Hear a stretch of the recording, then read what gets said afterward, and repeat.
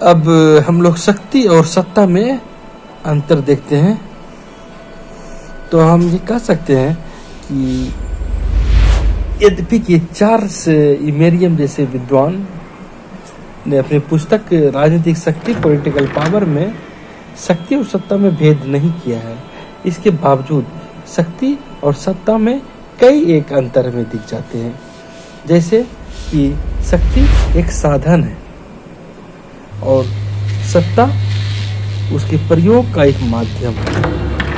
और विशेषकर राजनीतिक जगत में यदि हम देखें तो जिन व्यक्तियों को शक्ति प्राप्त होती है उसका प्रयोग वे तभी अच्छी तरीके से कर सकते हैं यदि उनके पास सत्ता हो, और जिसके पास सत्ता होती है वे अपनी शक्ति का अच्छी तरीके से इस्तेमाल कर सकते हैं। और यदि शक्ति है सत्ता नहीं है तो फिर वहाँ पर शक्ति का स्वरूप ही बदल जाता है। शक्ति एक साधन मात्र के रूप में हमें दिखती है। शक्ति कानूनी रूप में हो सकती है, गैर कानूनी रूप में हो सकती है, दोनों प्रकार की हो सकती है। वहीं सत्ता कानूनी रूप में होती है, उसे वैधता मिली होती है, संविधान द्वारा वैधता मिली होती है, जन समर्थन उसे प्राप्त होता है। शक्ति को जब वैधानिकता प्राप्त होती है, कानूनी मान्यता मिलती है तो वह सत्ता बन जाती है। और अगर कानूनी मान्यता नहीं मिलती है तो ऐसी बातें हो सकती है कि शक्ति को मान्यता नहीं मिले और वह गैर कानूनी रूप में भी हो सकती है।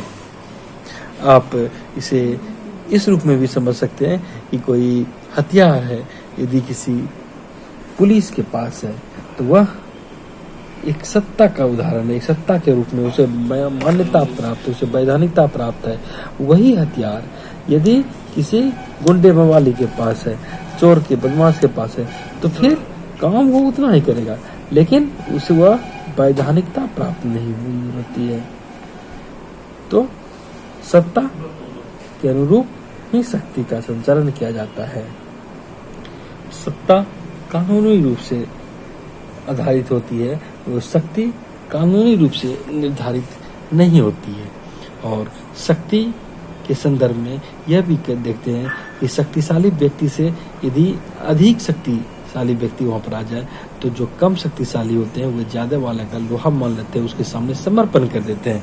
लेकिन सत्ता में यह चीज नहीं होती है। सत्ता अपने आप में एक पूर्ण सत्ता होती है, उसकी एक अनिवार्यता होती है। और वहां पर यद्यपि कोई आदेश का पालन हो सकता है, लेकिन बलपूर्वक जबरदस्ती कुछ नहीं कराया जा सकता है।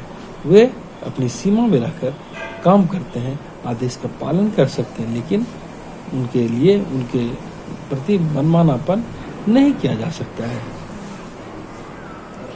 शक्ति का रूप स्वरूप अनिश्चित होता है, कोई निश्चित नहीं होता कैसा शक्ति होगा, कहाँ पर किस रूप में इस्तेमाल किया जाएगा।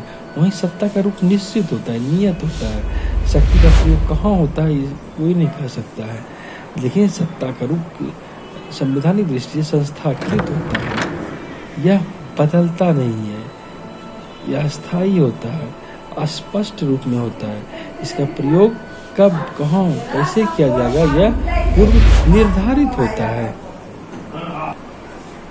कई बार राजनीतिक व्यवस्था के अंतर्गत सत्ता और शक्ति दोनों दूर दूर की बात होती है, जिससे वो व्यवस्था जैसी समस्या उत्पन्न होती है।